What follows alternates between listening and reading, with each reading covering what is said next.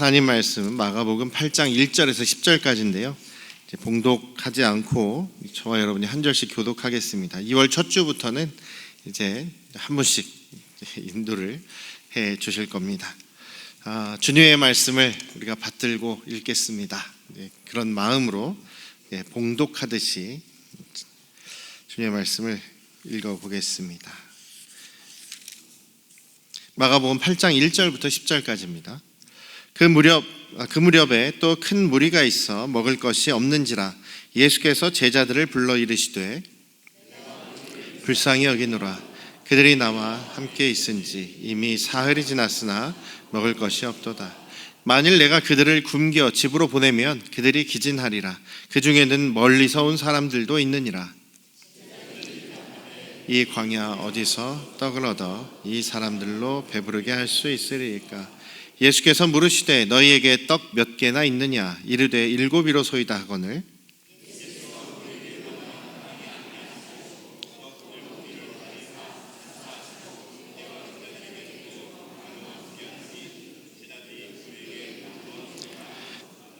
또 작은 생선 2마리가 있는지라. 이에 축복하시고 명하사 이것도 나누어 주게 하시니 배불리 먹고 남은 조각 7 광주리를 거두.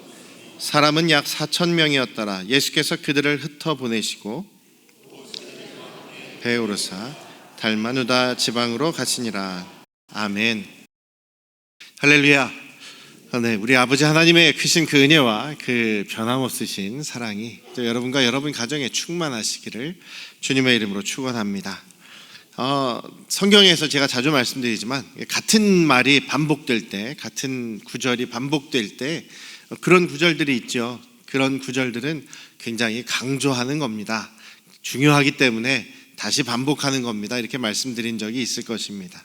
근데 오늘 본문 같은 경우는요, 거의 오병이어의 기적, 떡 5개와 물고기 생선 2마리로 5,000명을 먹였던 그 5,000명도 장정만, 남자들만 5,000명이라는 이야기예요. 여성들과 어린 아이들, 성인이 되지 않은 어린 아이들은 아예 그 숫자에 포함하지도 않았는데도 5,000명이었다. 그래서 그 숫자를 예상해 보건대 한 2만 명 가까이 되지 않았겠느냐. 오늘 말씀도 4,000명을 먹이시는 이야기죠. 떡 7개와 생선 2마리로 4,000명을 먹이시는 얘기입니다. 근데 여기도 역시 먹은 사람이 4,000명이었다라고 하는데 이것도 남자만 4,000명. 그래서 여성들과 또 그 아이들까지 합치면 훨씬 많은 숫자, 2배 이상의 숫자가 될 것이다. 이렇게 이야기를 합니다. 오병이어의 사건을 마가복음 6장에서 기록하고 지금 이 칠병이어라고 불리는 이 사건도 8장에서 기록을 하고 있습니다. 시간적으로도 이렇게 멀리 떨어지지 않은 그런 시간에, 그런 시기에 이런 먹이시는 2가지의 이야기를 거의 비슷한 얘기 아닙니까? 거의 비슷하고 제자들의 반응도 비슷하고 어찌 그렇게 비슷한지. 얼마 전에 오병이어로 5,000명 먹이시고 12광주리를 남기시는 그런 기적을 분명히 제자들이 경험했을 텐데, 분명히 자기들이 나눠주면서 기적이 일어나는 것을 경험을 했을 텐데도 제자들은 또 잊어버리고 우리가 어떻게 이 사람들 먹입니까 하는 그런 무신경한 제자들의 이야기가 또 반복이 되고 있고, 또 예수님께서 먹이신 다음에 다 흩어보내시는 그런 이야기도 여기에 또 똑같이 기록이 되어 있습니다.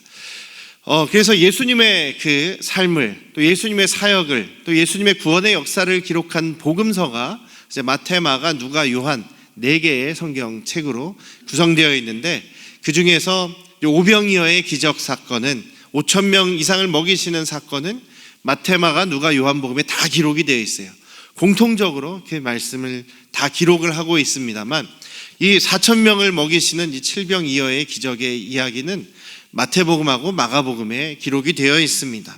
마태복음, 마가복음에만 좀 더 이 말씀을, 또 예수님의 그 먹이시는 사건을 강조하고 싶었던 것이죠.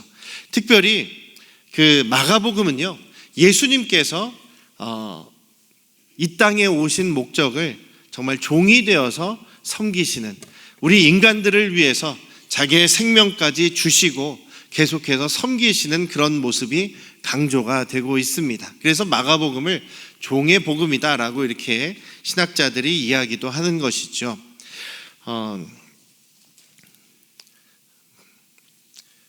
오병이어의 기적대나 또 칠병이어의 기적대에 반복되는 이야기들이 있습니다만 그 중에서 특별히 강조되는 예수님의 모습이 있습니다.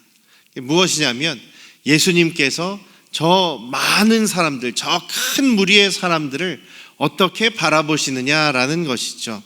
예수님께서 오늘 말씀에서도 2절에 보시면 큰 무리가 예수님을 따라옵니다. 그리고 예수님 앞에 지금 큰 무리들이 모여 있습니다.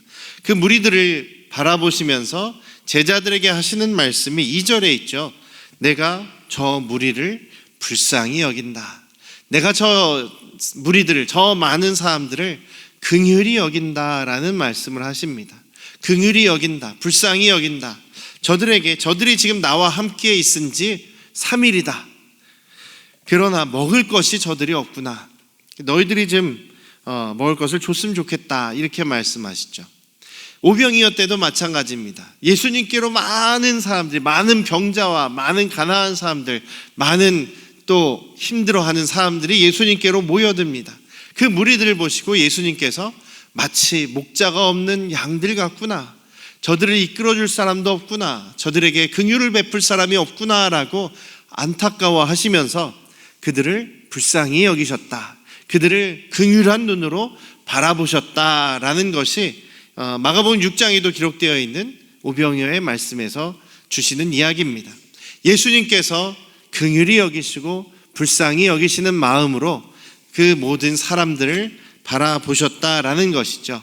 긍휼히 여기시고 불쌍히 여기시는 그 예수님의 마음, 그 목자의 마음에서 기적의 역사가 시작되고 사람들을 위로하고 사람들을 세워주는 그런 기적이 일어나게 된다라는 것입니다.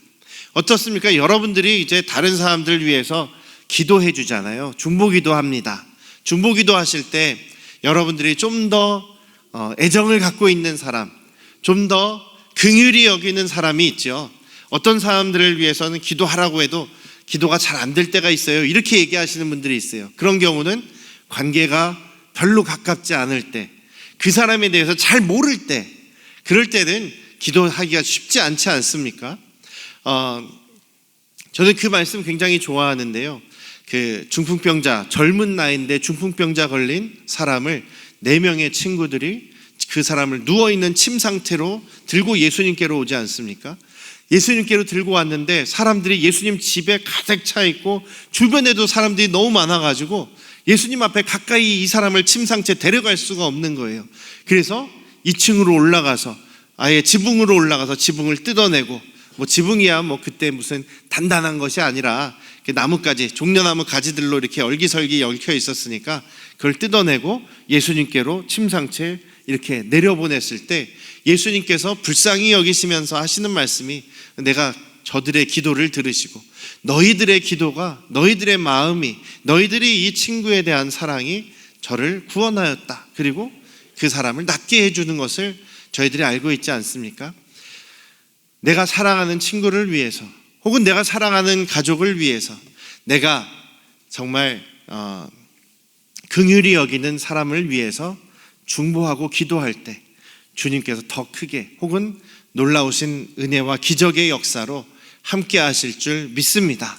그래서 오늘도 제가 또 강조하는 것은 예수님의 마음, 긍휼히 여기시는 그런 마음, 목자의 마음, 사랑하시는 마음을 품으시고 닮아가시기를 주님의 이름으로 축원합니다.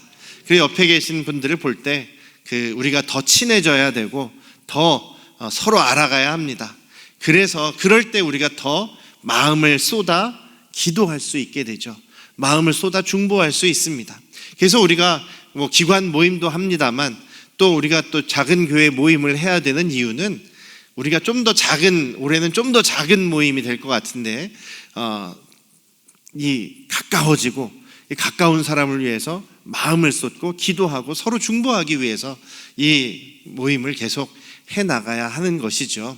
그래서 우리 먼저는 가족들도 그러시겠지만 우리 교회 안에서 다른 분들을 바라보실 때 정말 사랑하는 마음, 또 긍휼히 여기는 마음으로 서로 기도하시는 저와 여러분들 되시기를 주님의 이름으로 축원합니다.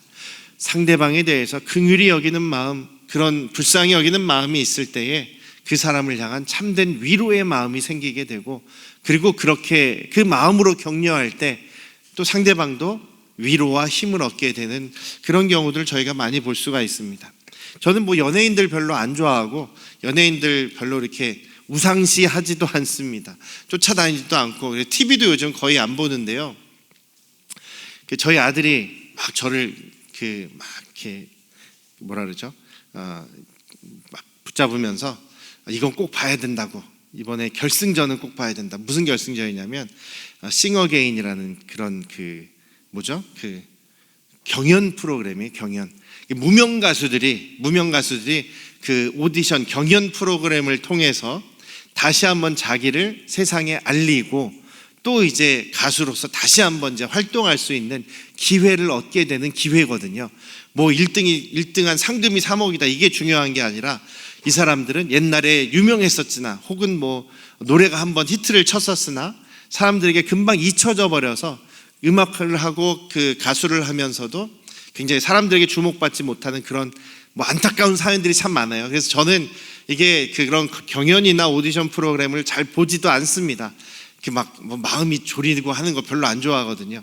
근데 우리 아들이 꼭 봐야 된대요. 여기에 지금 굉장히 우리 기독교인 세계에서 유명한 분이 나오신다. 찬양을 굉장히 잘하시고 또 그 찬양을 굉장히 사람들에게 감동 있게 하시는 분이 나온다는 거예요. 그분이 지금 좋은 성적을 거두고 있다. 그래서 결승전에 우리가 꼭 응원해야 된다고 저를 붙잡고 응원하라고 보는 거예요. 근데 보니까 그분이 선교사님 아들인 것 같아요. 어려서부터 신앙생활을 했고, 얘기를 들어보니까 자기가 5살 때 처음으로 사람들 앞에서 노래를 불렀는데 교회에서 불렀다는 거예요.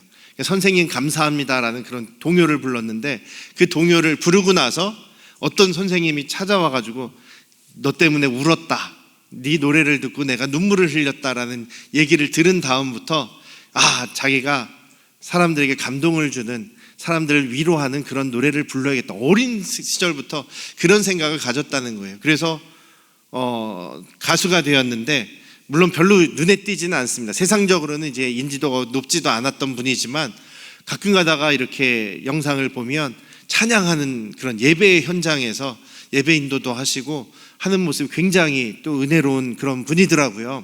근데 결승전입니다. 결승전에 이제 뒷얘기가 나와요. 근데 아버지가 선교사인 것 같아요. 부모님이 우간다라고 하는 아프리카 지역에서 학교를 운영하시면서 거기에 있는 우간다 그 사람들을 또 가르치고 봉사하는 그런 역할을 했던 것 같아요. 그래서 본인은 돈이 없어서 대학교를 한 학기 다니고, 아버지가 야 돈이 없다, 야 군대 좀 갔다 와라 이렇게 할 정도로 가나해서 음악을 중간에 멈출 정도로. 그런데 이분은 워낙 재능이 있어서 한 달 공부하고 그 버클리 음악대학을 이제 가는 그런 또 재능도 있었던 것 같아요. 이분이 노래를 부르는데 굉장히 진정성이 있습니다. 제가 기독교인이고요 이런 거 얘기하지도 않아요. 1등이 됐어요. 수상 소감을 얘기할 때도 저는 기독교인입니다, 하나님께 감사와 영광을 돌립니다, 이런 얘기도 안 해요. 전에 그 싱어게인 첫 번째 그 시즌에서 1등 하신 분이 또 우리 한국 기독교에서 굉장히 대형 교회이기도 하고 굉장히 존경받는 이재철 목사님이라는 분의 둘째 아들인가 그럴 거예요. 아들이 1등을 했거든요. 그분도 대중가요를 합니다. 그런데 그분 때도 그렇고 이분 때는 더 그렇더라고요. 굉장히 진정성 있게 자기는 사람을 위로하는 노래, 사람을 격려하는 그런 노래를 하고 싶습니다 라고 하면서 노래를 부르는데, 너무나 그 노래에서 감동을 저도 받았어요. 근데 중간에 너무나 큰 실수를 합니다. 음이탈을 한번 해요. 닭소리라고 하죠. 삑 소리가 납니다. 그래서 심사위원들도 너무 충격을 받아가지고 너무나 큰 실수를 했다. 제가 볼 땐 작은 실수인 것 같은데 큰 실수라는 거예요. 그 실수 하나 때문에 좋은 점수를 받지는 못했어요. 그런데 이렇게 듣고 있는 이제 시청자들이 문자로 투표를 하거든요. 그거에 너무나 압도적인 지지를 받아서 1등을 한 거예요. 등수가 중요하다기보다는 그 마음에서, 그의 삶 속에서 그 격려하고 싶은 마음, 위로하고 싶은 마음이 느껴지더라는 거죠. 세상 사람들도요, 자기를 격려하는, 진심으로 격려하는 그런 마음이 느껴지면 감동합니다. 정말로 진심으로 위로하는 마음이 있다면 그것이 표현될 때 감동하게 되는 거죠. 저와 여러분들이 가져야 되는 것은 가식적인 이런 게 아니라, 겉으로 그냥 포장하는 그런 마음이 아니라, 정말 우리의 마음 속에서 일어나는 그 사랑의 마음, 그 예수님의 마음을 우리가 가졌으면 좋겠습니다. 그럴 때에 우리가 다른 사람을 격려할 수 있고 위로할 수 있고, 그들이 또한 그 위로의 마음을 열고 주님을 받아들일 수가 있으리라고 저는 그렇게 믿습니다. 다시 한번 말씀드리지만 예수님의 마음을 닮아가십시다. 예수님의 마음을 품으십시다. 그러기 위해선 성령 충만해야 합니다. 여기 보면 제자들이 항상 이 오병이어 때도 그렇고 여기 칠병이어 때도 그렇고 예수님의 말씀에 어떻게 반응합니까? 너희들이 좀 먹을 것을 주어라 그러는데도 똑같은 반응을 합니다. 우리 못합니다. 여기 없습니다. 이거 우리가 할 수 없습니다라는 부정적인 얘기를 자꾸만 하는 거죠. 아니 정말 까마귀 고기를 먹었는지 금방 이렇게 건망증 심한 사람들 그런 얘기를 하잖아요. 오병이어를 가지고 5,000명을 먹이신 게 정말 며칠 안 됐을 것 같은데 이 예수님에 대해서 정말 제자들이 아무 생각이 없어요. 예수님이 어떤 분이시라는 것을 자꾸만 잊어버립니다. 그리고 또 이 제자들은요, 저 무리들, 예수님은 정말 긍휼히 여기고 불쌍히 여기는 마음을 가지셨는데 저 백성들에 대해서 별로 불쌍한 마음이 없어요. 제자들은 지금 예수님의 마음을 전혀 공감하지도 못하고 가지고 있지도 못합니다. 제자들은 지금 어디에만 생각이 꽂혀 있냐면 예수님 빨리 왕이 되셔야 되는데, 빨리 예루살렘에 좀 내려가셔서 빨리 좀 이 나라의 왕이 되셔야 되는데, 그래야 우리가 내가 우정승도 되고 좌정승도 될 텐데, 그러면서 어떻게 하면 예수님께 잘 보일 수 있을까? 어떻게 하면 자기의 능력을 예수님께 과시해서 내가 여기 있는 사람들보다 내가 더 유능한 사람이다라는 것을 드러낼 수 있을까? 지금 그것만 생각을 하고 있어요. 그러니까 예수님이 지금 제자들과 저 큰 많은 무리들과 같이 있는 것도 별로 그렇게 탐탁지 않은 거죠. 제자들은 지금 예수님과 같은 마음이 없습니다. 긍휼히 여기는 마음이 있었다면요, 정말요 예수님 저 사람들 너무나 안 됐습니다. 근데 저희는 지금 능력이 없는데 예수님 지난번에 5,000명을 먹이신 일이 있지 않습니까? 이번에도 한번 예수님께서 저들을 먹여주시죠. 저희 모아보니까 이런 떡들이 있습니다 라고 예수님께 자기들이 먼저 자원해서 가져왔을 거예요. 예수님께서 야 너희들 뭐가 있냐 지금 가져와 봐라 이렇게 말씀하시기 전에 제자들이 먼저 예수님을 붙잡고 도와달라고 했을 것입니다. 근데 제자들은 지금 그런 마음이 없습니다. 예수님께서는요 그런 제자들을 좀 답답해 하시죠. 그런데 그 제자들이 변화하게 됩니다. 사랑의 마음을 갖게 됩니다. 긍휼히 여기는 마음을 갖게 됩니다. 베드로와 요한이 성전에 올라갈 때 그 성전 미문 입구 앞에서 구걸을 하는 장애인에게 그렇게 얘기를 하죠. 내가 당신을 보니 참 안타깝습니다. 내가 비록 금이나 은은 가진 것이 없지만 예수 이름을 가지고 있습니다. 내게 있는 그것을 당신에게 주겠습니다라고 하면서 나사렛 예수 이름으로 일어나 걸으라 라고 할 때 일어나 걷죠. 그의 마음에 무엇이 생겼습니까? 예수님과 같은 마음이 생겼습니다. 이 예수님과 같은 마음은 성령의 충만함을 받은 다음에 생겨나게 된 것이죠. 그렇게 저와 여러분들도 성령 충만해야 합니다. 믿으십니까?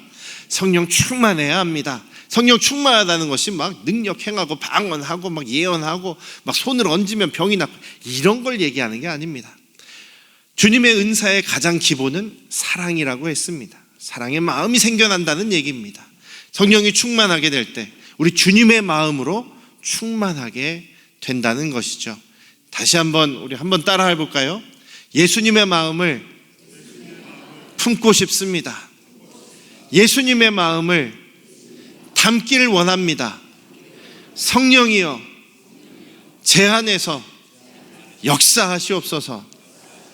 우리가 이런 마음으로 늘 주님 앞에 기도하고 또 우리 주변의 사람들을 바라보면서 긍휼히 여기는 마음으로 기도하실 수 있는 저와 여러분들 되시기를 주님의 이름으로 축원합니다.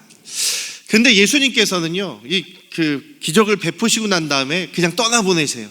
무리들 다 흩어버리십니다. 이제 가라, 떠나보내십니다. 3일이나 같이 있으셨는데 먹이시고 그냥 흩어보내세요. 예수님도 제자들 빨리빨리 가라 하면서 그냥 같이 배 타고 반대편으로 가셨다는 이야기입니다. 오병이어 때도 그랬어요. 먹고 나서 이 사람들이 막 환호하고 있습니다. 우와, 저분은 우리의 왕이 되셔야 된다. 와, 그럼 우리가 먹을 거 걱정 안 해도 된다고 막 환호하고 있을 때 예수님께서는 아니야, 니들 빨리 가라, 흩어버리시죠. 왜 그러셨을까요?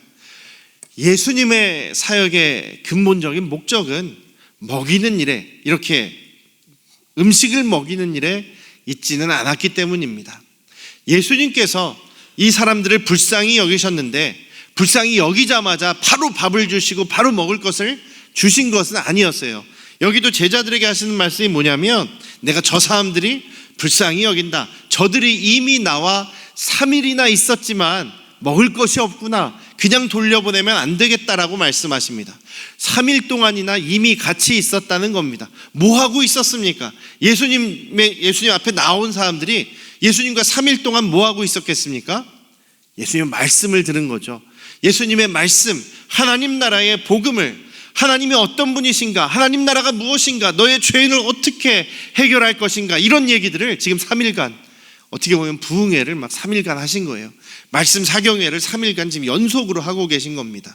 오병이어 때는 어떻습니까? 사람들이 목자 없는 양같이 유리하는 모습처럼 안타까워 보이는 사람들이 몰려오니까 예수님께서 그냥 처음부터 밥을 주신 것이 아니라 말씀을 주셨어요. 그래서 원래 예수님께서 가장 중요하게 여기신 것은 말씀입니다. 영혼의 양식입니다. 그래서 우리가, 저와 여러분들도 주님의 말씀을 사모하셔야 돼요. 읽는 것도 사모하시고 주의 말씀을 더 알아가고 배워가는 것도 사모하셔야 된다는 거죠. 그래서 성경 공부도 열심히 참여하셔야 된다는 이야기입니다. 그런데 여기 있는 사람들도요, 3일 동안이나 예수님의 말씀을 들었습니다. 하나님 나라와 구원의 복음을 들었어요. 또 오병이어 때도 저녁 늦게까지 예수님의 말씀을 들었습니다. 그런데 먹을 것을 주니까 그 하나님의 말씀 다 잊어버립니다. 먹을 것에만 집중하고 있는 거죠. 우리 왕 돼 주십시오. 그럼 우리 먹을 것, 이거 계속 먹으며 살 수 있으니까 우리의 왕이 돼 주십시오 하면서 예수님을 억지로 왕을 만들려고 하니까 예수님이 피해버리신 거예요. 흩어버리신 겁니다.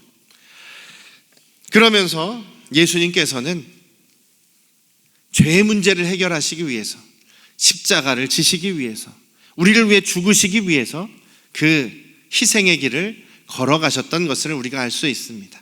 우리도요, 믿음 생활 한다고 하지만 우리의 관심이 때때로 물질, 부자 되는 거, 돈 버는 거, 먹는 거, 입는 거, 혹은 성공하는 거, 이런 것에 더 마음이 빼앗길 때가 많지 않습니까? 우리 주님, 이거 들어주세요. 이것만 들어주시면 제가 더 어떻게 할게요 라고 하는 경우가 너무 많지 않습니까? 주님께서 우리를 바라보실 때에 우리에게 있어서 가장 중요한 것, 우리에게 필요한 것은 영혼의 양식입니다. 그리고 우리에게 가장 필요한 것, 예수 그리스도입니다. 우리가 예수님의 마음으로 서로를 대할 때에 가장 중요한 것은 긍휼히 여기는 마음, 그 마음으로 주님의 말씀을 나누고 서로를 위해서 기도하는 것이 가장 중요합니다. 그 사실을 오늘도 우리가 잊지 마시고 이번 한 주도 주님의 마음을 품기 위해서 기도하시고 주님의 마음으로 사랑하며 기도하시고 또 주님을 더 알기 위해서 주님의 말씀을 붙잡으시는 우리 안양 성도교회 가족들 되시기를 주님의 이름으로 축원합니다. 기도하시겠습니다. 아버지 하나님, 긍휼히 여기는 마음, 예수님의 그 사랑의 마음을 우리 품게 하시옵소서. 주님의 마음으로 기도할 때, 주님의 마음으로 사랑할 때, 주님의 마음으로 표현할 때 주님께서는 위로하시고 격려하시고 놀라운 능력의 일들을 벌이시는 것을 우리가 기억합니다. 아버지 하나님, 우리의 기도를 들어주셨고 또한 지금까지도 계속해서 우리의 기도를 들어주신 주님을 감사드립니다. 특별히 또한 우리 최명미 권사님의 그 소원 기도를 들어주시고 그 아버지 그냥 돌아가시지 않고 의식도 찾으셨고 자녀들과 같이 만나기도 하셨고 이야기도 하셨고 또 마지막까지 함께 있을 수 있게 주님께서 모든 기도를 응답하여 주심을 감사드립니다. 그것도 주님의 은혜 안에서 우리가 경험하는 기적이라고 믿습니다. 그런 기적의 역사들이 우리 안에서 계속 일어나기를 원합니다. 주님의 마음으로, 주님의 사랑으로, 주님의 긍휼히 여기시는 마음으로 우리가 서로를 위해 기도하고 서로를 위해 위로하고 헌신할 때 주님께서 우리 안양 성도교회 가운데 크고 놀라운 일들을 많이 보여주시리라 믿습니다. 우리가 그 주님의 사랑, 주님의 말씀을 붙잡고 더욱더 사랑하는 우리 안양 성도교회 가족들 되게 하시어 주시옵소서. 감사드리며 예수님의 이름으로 기도드렸사옵나이다. 아멘.